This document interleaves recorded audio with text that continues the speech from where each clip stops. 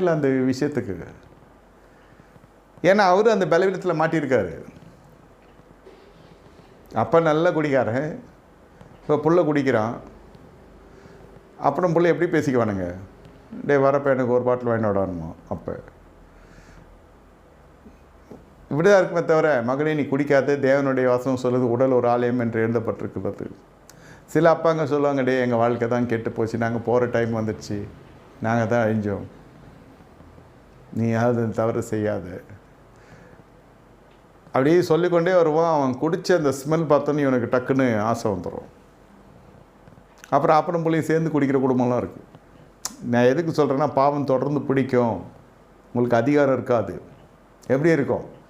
நீங்கள் பயிற்சிக்குள் வராத ஒரு விஷயத்தை பிரசங்கிக்க முடியுமா? அது மாய்மாலம் அல்லவா?